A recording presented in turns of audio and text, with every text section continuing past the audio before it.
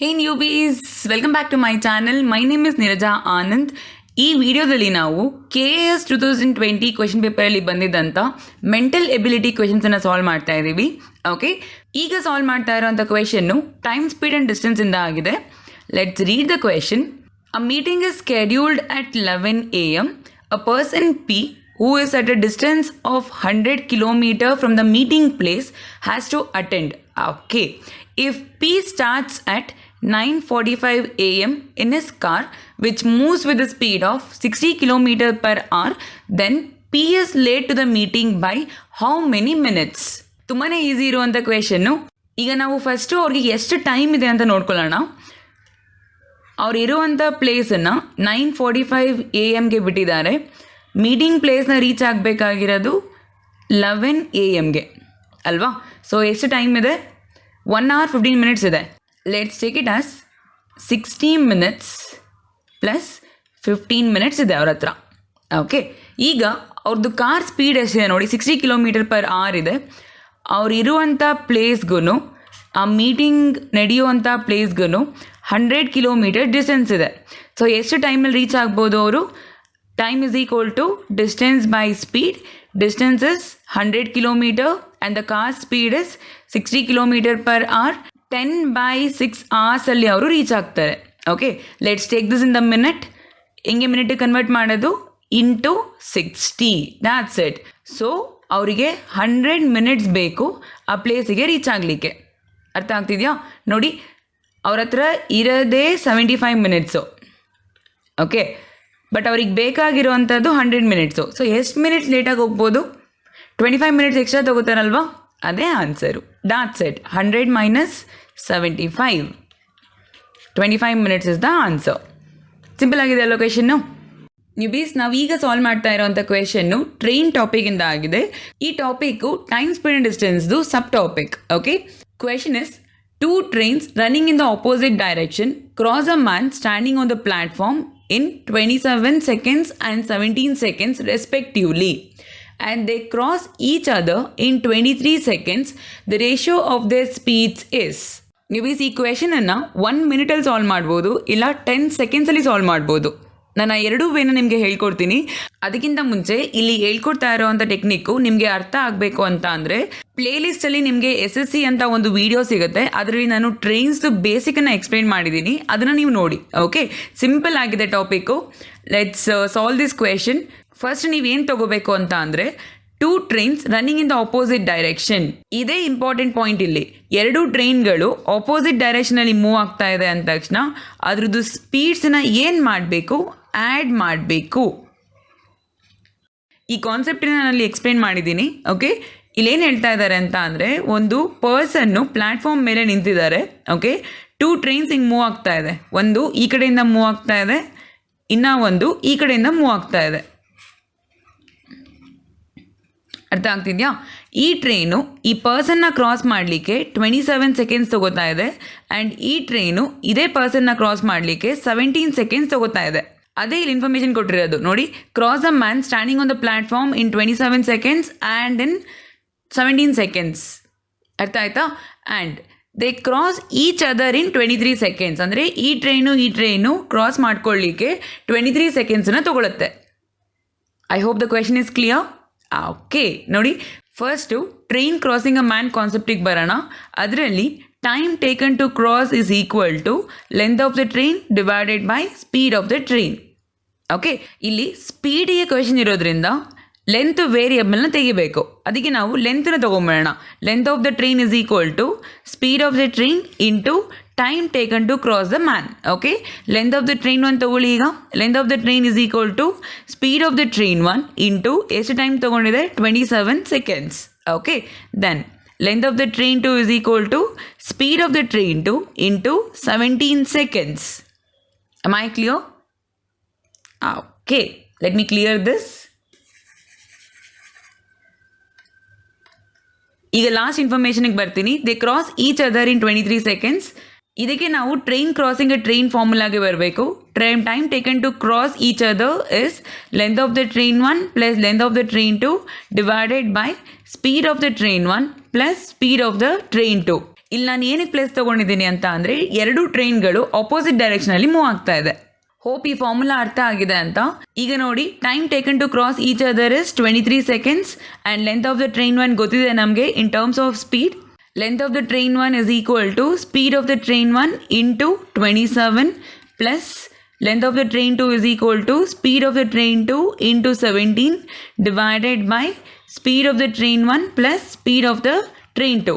They are asking for the ratio. Let's find it. ಈಗ ನಾನು ಇಲ್ಲಿರುವಂಥ ಡಿನಾಮಿನೇಟರ್ ವ್ಯಾಲ್ಯೂನ LHS ತಗೋತೀನಿ.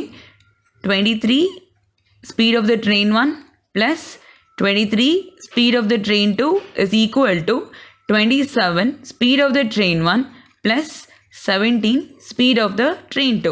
Okay, let's send this to RHS. 27 minus 23 ಏನಾಗುತ್ತೆ? 4 speed of the train 1 and ಈ 17 speed of the train 2 ಇದೆಯಲ್ವಾ, ಅದನ್ನ ಈ ಕಡೆ ತೊಗೊಳ್ಳೋಣ. ಏನು ಸಿಗುತ್ತೆ? 6 into speed of the train 2. Am I clear? ಅವ್ರು ಇವಾಗ ratio ಕೇಳ್ತಿರೋದ್ರಿಂದ speed of the train 1 divided by speed of the train 2 is equal to 6/4. If we reduce this, we get 3/2. 3/2 ಅಂತ ಹೇಳಿದ್ರೆ ಯು ಕ್ಯಾನ್ ರೈಟ್ ಆಸ್ 3:2.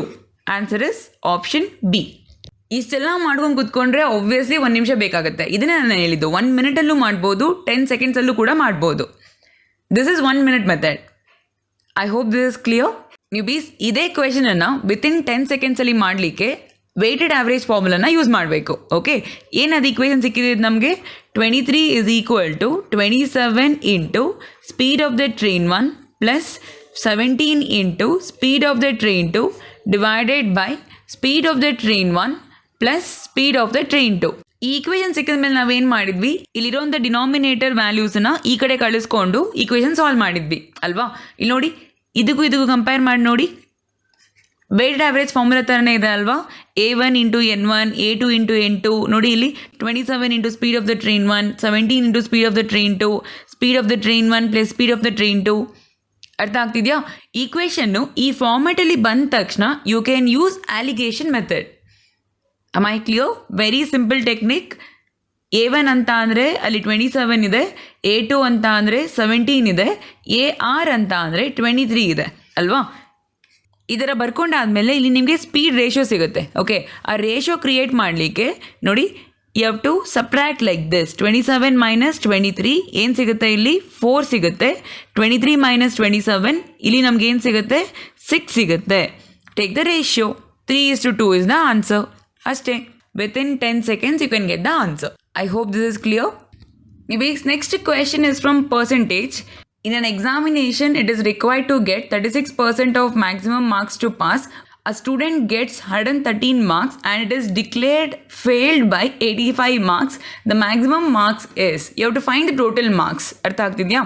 ಇಲ್ಲೇನು ಹೇಳ್ತಾ ಇದ್ದಾರೆ ಅಂತ ಅಂದರೆ, passing percentage ಇದೆಯಲ್ವಾ, ಪಾಸಿಂಗ್ ಪರ್ಸೆಂಟೇಜು 36% ಇರಬೇಕು. ಓಕೆ, ಈಗ ಕೊಟ್ಟಿರೋವಂಥ ಇನ್ಫಾರ್ಮೇಷನ್ನ ಯೂಸ್ ಮಾಡಿಕೊಂಡು ಪಾಸಿಂಗ್ ಮಾರ್ಕ್ಸ್ನ ಫೈಂಡ್ ಔಟ್ ಮಾಡೋಣ. ಪಾಸಿಂಗ್ ಮಾರ್ಕ್ಸ್ ಅಂತ ಅಂದರೆ ನೋಡಿ, ಅಲ್ಲಿ ಆ ಸ್ಟೂಡೆಂಟಿಗೆ 113 ಮಾರ್ಕ್ಸ್ ಬಂದಿದೆ, ಆದರೂ ಅವ್ರು ಏನು ಹೇಳ್ತಾ ಇದ್ದಾರೆ? 85 ಮಾರ್ಕ್ಸಿಂದ ಫೇಲ್ ಆಗಿದ್ದಾರೆ ಅಂತ. ಅಂದರೆ ಪಾಸಿಂಗ್ ಮಾರ್ಕ್ಸ್ ಎಷ್ಟು? 113 ಪ್ಲಸ್ 85 ಮಾರ್ಕ್ಸ್ ಏನಾದರೂ ಎಕ್ಸ್ಟ್ರಾ ಬಂದಿದ್ದರೆ ಪಾಸ್ ಆಗ್ತಿದ್ರಲ್ವಾ ಆ ಲಾಜಿಕಲ್ಲಿ. ಓಕೆ, 113 ಪ್ಲಸ್ 85 ಏನಾಗುತ್ತೆ? 198 ಪಾಸಿಂಗ್ ಮಾರ್ಕ್ಸು. ಪರ್ಸೆಂಟೇಜ್ ವೈಸ್ ಹೇಳ್ತೀನಿ ಅಂತ ಅಂದರೆ ಅದು 36%ಗೆ ಸಮ. ಅರ್ಥ ಆಗ್ತಿದೆಯಾ? 36% 198 ಆದರೆ 100% ಎಷ್ಟು? ಅಷ್ಟೇ. This gives you the maximum marks. You can use your favourite method, cross multiplication. ನೋಡಿ, total marks is equal to 198 into 100 divided by 36. ಈಗ ನಾವು 18ನ ತೊಗೊಂಡು ರೆಡ್ಯೂಸ್ ಮಾಡೋಣ. 18 2s, 18 1s 1s. Okay, 2 1s 2 50s. ಹಂಗೆ ಟೋಟಲ್ ಮಾರ್ಕ್ಸ್ ಎಷ್ಟಾಗುತ್ತೆ? 550 ಅಲ್ವಾ? That is what the maximum marks. That's it. Simple question. I hope ಅರ್ಥ ಆಗಿದೆ ಅಂತ. Let's move to the next one ನಾವು. ಇನ್ನೊಂದು ಕ್ವೆಶನ್ ಕೂಡ ಪರ್ಸೆಂಟೇಜ್ ಮೇಲಿದೆ ನೋಡಿ. A student who scored 30% marks in the first paper of physics out of 180 marks has got an overall score of at least 50% in two papers. The second paper of 150 marks, the percentage of marks he should score in the second paper to get the overall average score is. ಅವ್ರು ಏನು ಹೇಳ್ತಾ ಇದ್ದಾರೆ ಅಂತ ಅಂದರೆ 2 physics papers ಇದೆ, ಒಂದು 180 ಮಾರ್ಕ್ಸಿಗೆ, ಇನ್ನು ಒಂದು 150 ಮಾರ್ಕ್ಸಿಗೆ, ಆಯಿತಾ. ಫಸ್ಟು ಪೇಪರಲ್ಲಿ 30% ತೊಗೊಂಡಿದ್ದಾರೆ ಆ್ಯಂಡ್ ಸೆಕೆಂಡ್ ಪೇಪರಲ್ಲಿ ಎಷ್ಟು ತೊಗೊಂಡಿದ್ದಾರೆ ಅಂತ ಗೊತ್ತಿಲ್ಲ, ಬಟ್ ಓವರಾಲ್ ಆಗಿ 50% ಬರಬೇಕು ಅಂತ ಅಂದರೆ ಸೆಕೆಂಡ್ ಪೇಪರಲ್ಲಿ ಅವರು 150 ಮಾರ್ಕ್ಸಿಗೆ ಎಷ್ಟು ಪರ್ಸೆಂಟೇಜ್ ಸ್ಕೋರ್ ಮಾಡಬೇಕು ಅಂತ ಹೇಳಬೇಕು. ಅರ್ಥ ಆಗ್ತಿದೆಯಾ? ಇದನ್ನು ಕೂಡ ತುಂಬ ಸಿಂಪಲ್ ಆಗಿರೋವಂಥ ಕ್ವೆಶನ್ನು. ಫಸ್ಟ್ ಏನು ಮಾಡೋಣ ಅಂತ ಅಂದರೆ, ಈಗ ಸದ್ಯಕ್ಕೆ ಅವರು ಎಷ್ಟು ಸ್ಕೋರ್ ಮಾಡಿದ್ದಾರೆ ಅಂತ ತೊಗೊಳ್ಳೋಣ. 180 ಮಾರ್ಕ್ಸಲ್ಲಿ 30% ಸ್ಕೋರ್ ಮಾಡಿದಾರಂತೆ. 30% ಎಷ್ಟು ನೋಡಿ, 10% ಇಸ್ 18, ದೆನ್ 30% 18 3 ಹೋಗಬೇಕಲ್ವಾ, 54 ಮಾರ್ಕ್ಸ್ ಸ್ಕೋರ್ ಮಾಡಿದ್ದಾರೆ. ಅರ್ಥ ಆಗ್ತಿದೆಯಾ? ಓವರಾಲ್ ಆಗಿ 50% ಬರಬೇಕು ಅಂತ ಅಂದರೆ ಓವರಾಲ್ ಎಷ್ಟು ಸ್ಕೋರ್ ಇದೆ total? 150 plus 180, 330 is the total. Okay, 50% of this should be the total marks. 50% of 330 ಅಂದರೆ ಏನರ್ಥ? ಅರ್ಧ ತಾನೆ. ಸೊ ಟೋಟಲ್ ಆಗಿ ಅವರು ಸ್ಕೋರ್ ಮಾಡಬೇಕಾಗಿರೋದು 165 ಮಾರ್ಕ್ಸನ್ನು. am I clear? ಆ 165ಅಲ್ಲಿ ಆಲ್ರೆಡಿ 54 ಮಾರ್ಕ್ಸ್ ಸ್ಕೋರ್ ಆಗಿದೆ, ಅಂದರೆ ಮಿಕ್ಕೊಂಡಿರೋದು ಎಷ್ಟು? 111 ಮಾರ್ಕ್ಸು. ಈ 111 ಮಾರ್ಕ್ಸು ಸೆಕೆಂಡ್ ಪೇಪರಿಂದ ಬರಬೇಕು. ಅರ್ಥ ಆಗ್ತಿದೆಯಾ? ಸೊ 150 ಮಾರ್ಕ್ಸಲ್ಲಿ ಅವರಿಗೆ 111 ಮಾರ್ಕ್ಸ್ ಬರಲೇಬೇಕು. ಆವಾಗ ಮಾತ್ರ ಓವರಾಲ್ 50% ರೀಚ್ ಆಗೋಕ್ಕೆ ಚಾನ್ಸ್ ಇರೋದು. am I clear? ಸೊ ಈಗ ಏನು ಕಂಡುಹಿಡಿಬೇಕು ಅಂತ ಅಂದರೆ 111 150ಗೆ ಕಂಪೇರ್ ಮಾಡಿಕೊಂಡ್ರೆ ಎಷ್ಟು ಪರ್ಸೆಂಟೇಜ್ ಅಂತ. It is very simple. Take into 100. Let's cancel these two. This is 5 3s 5 2s. This is 3 1s 3 3s 9 3 7s 37 2s 74. That is the answer. ಇದ್ರದ್ದು ಮೀನಿಂಗ್ ಏನು ಅಂತ ಅಂದರೆ ಸೆಕೆಂಡ್ ಪೇಪರಲ್ಲಿ ಅವ್ರಿಗೆ 74% ಬಂದರೆ ಮಾತ್ರ ಓವರಾಲ್ ಆಗಿ ಅವರು 50% ರೀಚ್ ಆಗ್ಲಿಕ್ಕೆ ಸಾಧ್ಯ. am I clear? Answer for this question is 74%. Next question is from LCM and HCF. If the product of two numbers is 47,915 and their HCF is 37, then their sum is. ಈ same pattern ಕ್ವೆಶನ್ಸನ್ನು ನಾನು LCM HCF ವೀಡಿಯೋದಲ್ಲೂ cover ಮಾಡಿದ್ದೀನಿ. You can watch the videos. Okay, ಇಲ್ಲಿ ಏನು ಮಾಡಬೇಕು ಅಂತ ಅಂದರೆ, if the HCF is given, ಆ ನಂಬರ್ಸನ್ನು ಇನ್ ಟರ್ಮ್ಸ್ ಆಫ್ HCF ತೊಗೋಬೇಕು. ಅಂದರೆ first number is 37A and the second number is 37B. ಇದರಲ್ಲಿ ಏನಾಗುತ್ತೆ ಅಂತ ಅಂದರೆ A and B both are coprime numbers. Coprime numbers ಅಂದರೆ ಈ ಥರ ಕಾಮನ್ ಡಿವೈಸರ್ ಶುಡ್ ಬಿ 1. ನೋಡಿ, ಇದೆರಡಿಗೂ ಕಾಮನ್ ಡಿವೈಸರ್ ಏನಿದೆ? 1 ತಾನೆ. ಮತ್ತು ಇನ್ನೂ ತೊಗೋಬೋದು 5 and 7 ಕೋಪ್ರೈಮ್ ನಂಬರ್ಸ್, 12 and 13 ಕೋಪ್ರೈಮ್ ನಂಬರ್ಸ್. ಇದನ್ನು ಡೀಟೇಲ್ ಆಗಿ LCM HCF ಅಲ್ಲಿ ಎಕ್ಸ್ಪ್ಲೇನ್ ಮಾಡಿದ್ದೀನಿ. ಓಕೆ, ನೆಕ್ಸ್ಟು ಅವ್ರೇನು ಹೇಳ್ತಾ ಇದ್ದಾರೆ ಅಂತ ಅಂದರೆ ಪ್ರಾಡಕ್ಟ್ ಆಫ್ ದೀಸ್ ಟು ಅಂದರೆ ಈ ಥರ 37A into 37B is equal to 47915. Okay, A into B ಏನಾಗುತ್ತೆ ನೋಡಿ, 47915 divided by 37 into 37. 37 is the prime number. Be very careful. ಸ್ವಲ್ಪ ಕ್ಯಾಲ್ಕುಲೇಷನ್ಗೆ ಟೈಮ್ ತಗೊಳುತ್ತೆ. ಇಲ್ಲಿ 37 ಟೇಬಲ್ಸ್ ಬರೀತೀನಿ. 37 74 111 148 185. ಜಸ್ಟ್ 37 ಆ್ಯಡ್ ಮಾಡ್ತಾ ಹೋಗಿ 222 259 296 333 ದೆನ್ 370. ಓಕೆ, ಈಗ ನೋಡಿ ಫಸ್ಟ್ ಇದನ್ನು 137 ಡಿವೈಡ್ ಮಾಡ್ಕೊಳ್ಳೋಣ. 47,915 37 ಡಿವೈಡ್ ಮಾಡೋಣ. 1s 37. S, normal method. Okay, 109 ಬರುತ್ತೆ. 109 ಅಂತ ಅಂದರೆ 2s ತೊಗೊಳ್ಳೋಣ. 74 ರಿಮೈಂಡರ್ ಇಸ್ 35. ಕರೆಕ್ಟಾ? Then 1 comes down. Okay, 9s 333 333. Okay, what's the reminder? 18 is the reminder. 5 ಬರುತ್ತೆ, 185 ಬರುತ್ತೆ. 185 ಇದೆ ಅಲ್ವಾ? 5s 185. ಓಕೆ, ಮೀನಿಂಗ್ ಏನು ಅಂದರೆ ಒಂದ್ಸಲ 37 ಡಿವೈಡ್ ಮಾಡಿದ್ರೆ 1295 ಬರುತ್ತೆ. ಈಗೇನು ಮಾಡಬೇಕು? 1295ನ ಮತ್ತೆ 37 ಡಿವೈಡ್ ಮಾಡೋಣ, ಬಿಕಾಸ್ ಇಲ್ಲೊಂದು 37 ಇದೆ ಅಲ್ವಾ? Okay, what we have to take? 3s 111 ಏನು ಬರುತ್ತೆ ನೋಡಿ, 185. S, 5s 185. ಓಕೆ, ಅಂದರೆ ಫೈನಲ್ ಆಗಿ ಏನು ಸಿಕ್ತು? 35 ಪ್ರಾಡಕ್ಟ್ ಸಿಕ್ತು ಅಲ್ವಾ? ಅಂದರೆ A into B is equal to 35. ಇದಾದಮೇಲೆ ಏನು ಮಾಡಬೇಕು ಅಂತ ಅಂದರೆ ನೋಡಿ, A and B coprime numbers ಆಗಿರಬೇಕು. ಅಂದರೆ ಇದೆರಡು ನಂಬರ್ಸ್ನ ಮಲ್ಟಿಪ್ಲೈ ಮಾಡಿದ್ರೆ 35 ಬರಬೇಕು. ಆ್ಯಂಡ್ ನೀವು ಸೆಲೆಕ್ಟ್ ಮಾಡುವಂಥ ನಂಬರ್ಸ್ ಇದೆಯಲ್ವಾ, ಅದೆರಡು ನಂಬರ್ಸು ಕೋಪ್ರೈಮ್ ಆಗಿರಬೇಕು. ಆ ಥರ ನೀವು ಸೆಟ್ ಮಾಡ್ಕೋಬೇಕು. ನೋಡಿ 1 and 35 ತೊಗೊಳ್ಳ, ಪ್ರಾಡಕ್ಟ್ 35 ಬರುತ್ತೆ. And 1 and 35 both are coprime numbers. ಇದನ್ನು ಬಿಟ್ಟರೆ ಯಾವ್ದು ತೊಗೋಬೋದು? ಎಸ್, 7 and 5 ಅಲ್ವಾ? ಇದೆರಡೂ ಕೂಡ ಕರೆಕ್ಟ್ ಆನ್ಸರ್ ಆಗುತ್ತೆ. Very important. ಇಲ್ಲಿ ಸಿಕ್ಕಿರೋ ಅಂಥದ್ದು ಎಕ್ಸಾಕ್ಟ್ ನಂಬರ್ಸ್ ಅಲ್ಲ, ಬರೀ A and B values. So ನಮಗೆ ನಂಬರ್ಸ್ ಬೇಕು ಅಂತ ಅಂದರೆ ನೋಡಿ, ಈ A ಆ್ಯಂಡ್ B ವ್ಯಾಲ್ಯೂಸ್ನ ಇಲ್ಲಿ ರೀಪ್ಲೇಸ್ ಮಾಡಬೇಕು ಮತ್ತೆ. ಓಕೆ, ಫಸ್ಟ್ ಪಾಸಿಬಿಲಿಟಿ ಏನು? N1 ಏನಾಗುತ್ತೆ? 37 ಇಂಟು 1. N2 ಏನಾಗುತ್ತೆ? 37 ಇಂಟು 35 ಅಲ್ವಾ? Second case N1 value is 37 into 7. N2 value is 37 into 5. I clear? ಇದಾದಮೇಲೆ ಏನು ಮಾಡಿ ಅಂತ ಅಂದರೆ ಆಪ್ಷನ್ನ ಚೆಕ್ ಮಾಡಿ. ಆಪ್ಷನ್ಸಲ್ಲಿ ಎಲ್ಲಾನು 3 ಡಿಜಿಟ್ ನಂಬರ್ಸ್ ಇರೋದ್ರಿಂದ ಈ ಕೇಸ್ ವರ್ಕೌಟ್ ಆಗಲ್ಲ. ಏನಕ್ಕೆ? ಇದೆರಡು ಪ್ರಾಡಕ್ಟು ಬಿಗ್ ನಂಬರ್ ಕೊಡುತ್ತೆ. ಅರ್ಥ ಆಗ್ತಿದೆಯಾ? ಅಂದರೆ ಇದೇ ಕೇಸ್ ಆನ್ಸರ್ ಆಗುತ್ತೆ. What is the first number? 259, 37 into 7. Second number is 185, 37 into 5. Okay, what is the summation? 444. That's it. This is the answer. Newbies, this is the way to answer this question. Similar questions ನಾನು LCM HCF ಅಲ್ಲಿ ಕೂಡ cover ಮಾಡಿದ್ದೀನಿ. For the revision, do watch that videos. Am I clear? Newbies, ನಾವೀಗ solve ಮಾಡ್ತಾ ಇರೋಂಥ question clogs ಟಾಪಿಕಿಂದ ಆಗಿದೆ. At what time between 3 and 4 o'clock will the hands of a watch point in opposite direction? Point in opposite direction ಅಂತ ಅಂದರೆ straight line ಬರಬೇಕು ಈ ಥರ. I clear? R else ಈ ಥರ ಸ್ಟ್ರೇಟ್ ಲೈನ್ ಬರಬೇಕು. The difference between the needles should be 180 degree. I clear? ನೀವು ಈ ಥರ ಕ್ವೆಶನ್ಸನ್ನು ಸಾಲ್ವ್ ಮಾಡಲಿಕ್ಕೆ ರಿಲೇಟಿವ್ ಸ್ಪೀಡ್ ಕಾನ್ಸೆಪ್ಟನ್ನು ಯೂಸ್ ಮಾಡಬೇಕು. Total time is equal to distance divided by relative speed. Relative speed ಏನಾಗುತ್ತೆ ಗೊತ್ತಾ? Always it is 11/2. ಏನಕ್ಕೆ ma'am?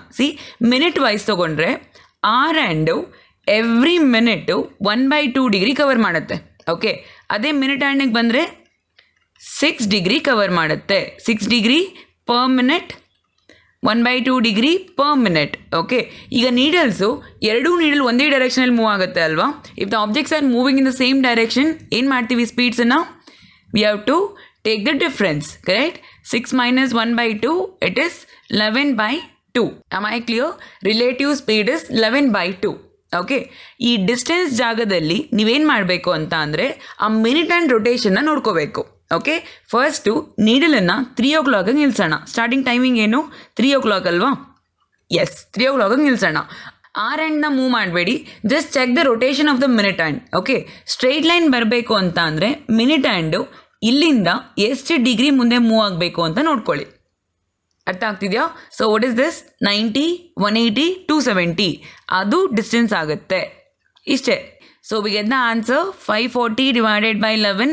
Divide this 540 by 11. Very simple. 4s are 44. We get 10. Send this 0 down. 9s are 99. 1 is a reminder. So answer ಏನಾಗುತ್ತೆ ನೋಡಿ? 49. 1/11 minutes. ಅರ್ಥ ಆಯ್ತಾ? Ma'am needle ಇಲ್ಲಿದೆ ಅಲ್ವಾ, 45 minutes ಬರಬೇಕಲ್ಲ?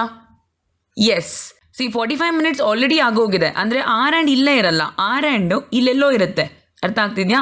So straight line 45th minute ಆಗಲ್ಲ, near to 50th minute ಆಗುತ್ತೆ. So that's why we got the answer as 49. 1/11 minutes. ಅದೆಲ್ಲ ನಮ್ಮ 11/2 ನೋಡ್ಕೊಳ್ಳುತ್ತೆ. You don't worry. Okay, answer is this. I hope this is clear.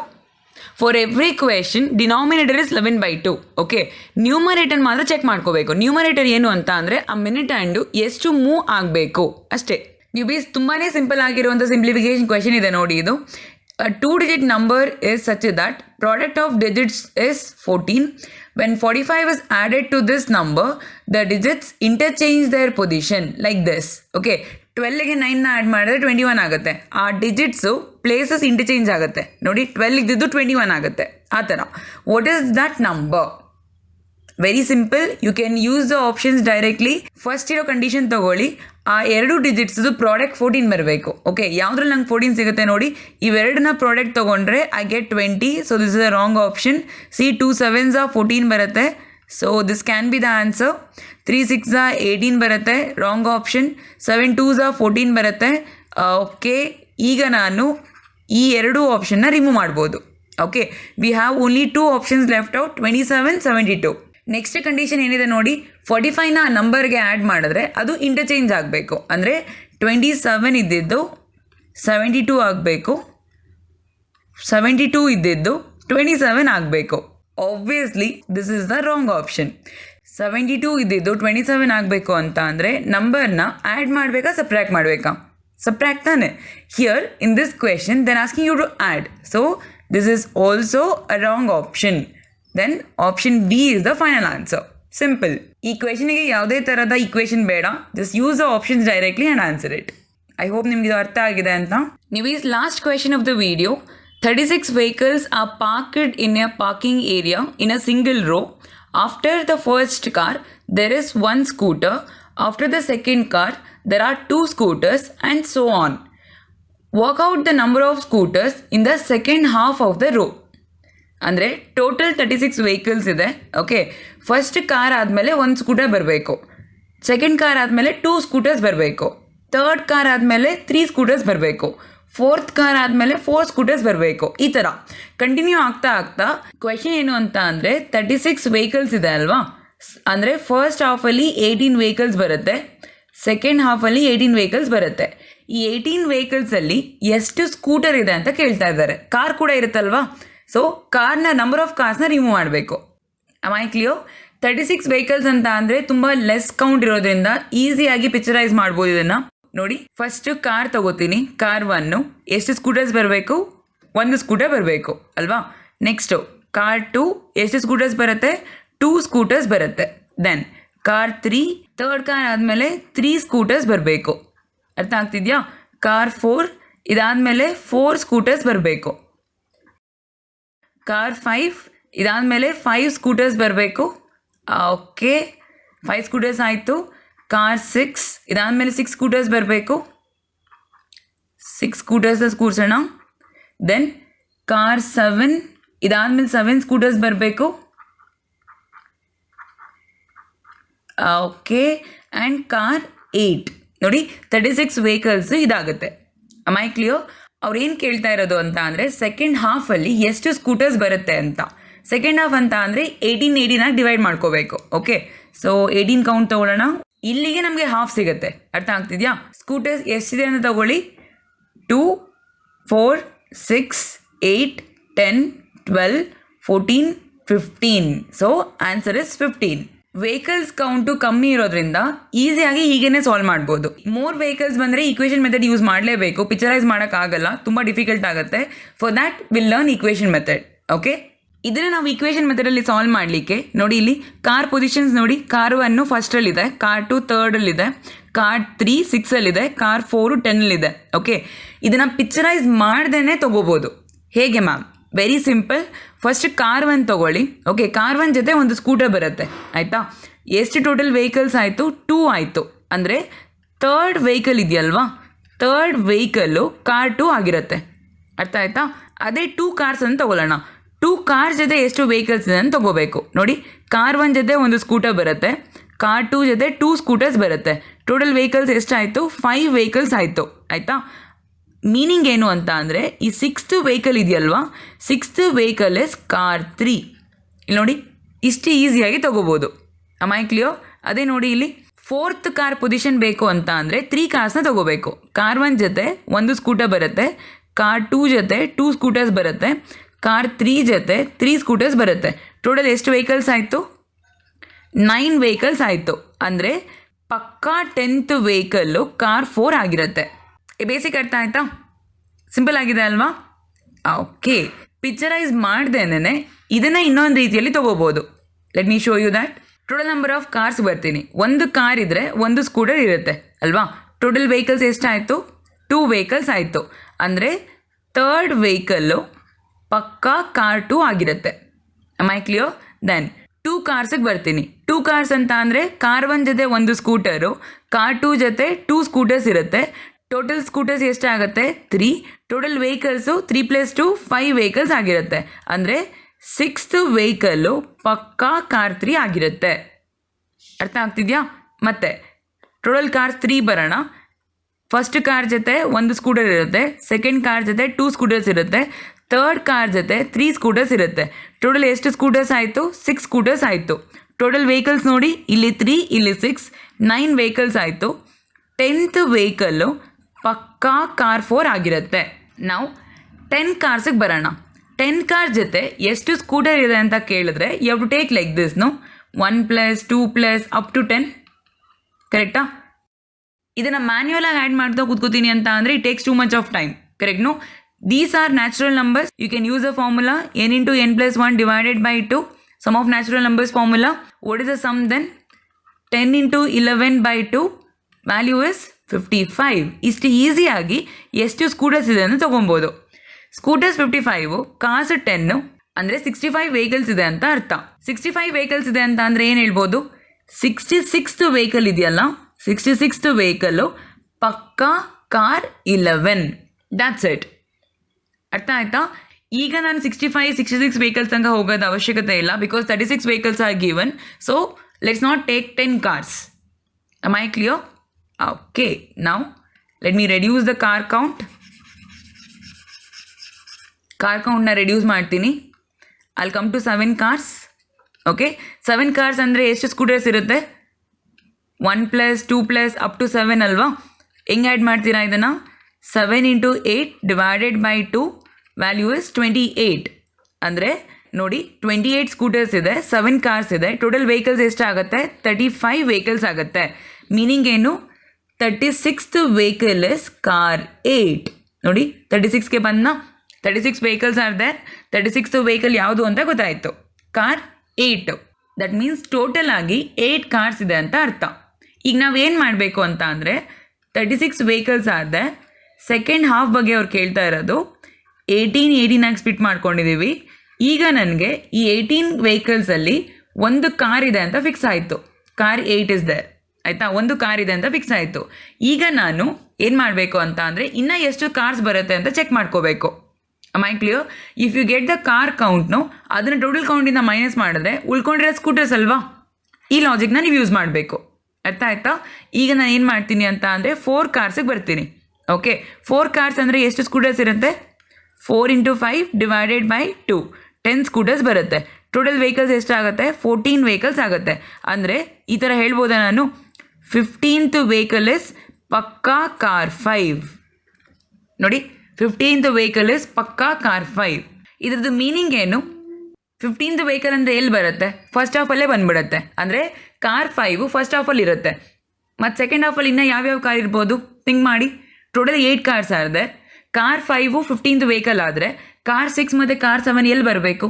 Position ಬೇಡ, ಎಲ್ಲಿ ಬರಬೇಕು ಹೇಳಿ? Position ಬೇಕಂದರೆ you know the logic, correct? No, but ಈಗ ನಮಗೆ ಪೊಸಿಷನ್ ಬೇಡ. Just we need how many cars are there. So car 6 ಮತ್ತು car 7 ಎಲ್ಲಿ ಬರಬೇಕು? ಸೆಕೆಂಡ್ ಹಾಫಲ್ಲಿ ತಾನೇ ಬರಬೇಕಾಗಿರೋದು. ದಟ್ ಮೀನ್ಸ್ ಸೆಕೆಂಡ್ ಹಾಫಲ್ಲಿ ಎಷ್ಟು ಕಾರ್ಸ್ ಇದೆ ಅಂದಂಗೆ ಆಯಿತು? ಕಾರ್ 8, ಕಾರ್ 6 ಮತ್ತು ಕಾರ್ 7. ಈ 3 ಕಾರ್ಸ್ಗಳು ಸೆಕೆಂಡ್ ಹಾಫಲ್ಲಿ ಬೀಳುತ್ತೆ. ಅರ್ಥ ಆಯ್ತಾ? Total 18 vehicles are there. Out of 18 vehicles 3 are cars, left out are 15. 15 ಏನಾಗಬೇಕು? ಸ್ಕೂಟರ್ಸ್ ಆಗಬೇಕು. That is the answer. That's it. Very easy concept. ಮತ್ತೆ ಇನ್ನೊಂದ್ಸಲ ಈಕ್ವೇಷನ್ ಮೆಥಡ್ನ ನೋಡಿ, ನಿಮಗೆ ಅರ್ಥ ಆಗುತ್ತೆ.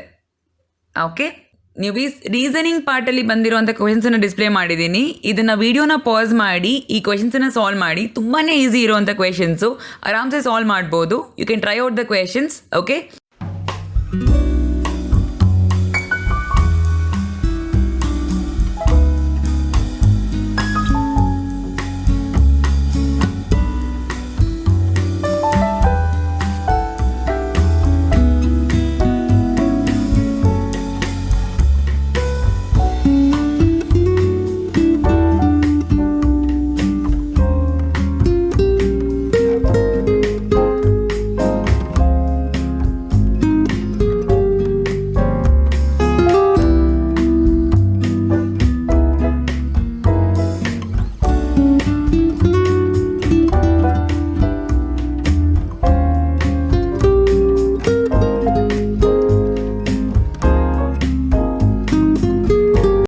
ಹೋಪ್ ನಾವು ಈ ವಿಡಿಯೋದಲ್ಲಿ ಸಾಲ್ವ್ ಮಾಡಿದಂಥ ಎಲ್ಲ ಕ್ವೆಶನ್ಸ್ದು ಸೊಲ್ಯೂಷನ್ ನಿಮಗೆ ಅರ್ಥ ಆಗಿದೆ ಅಂತ.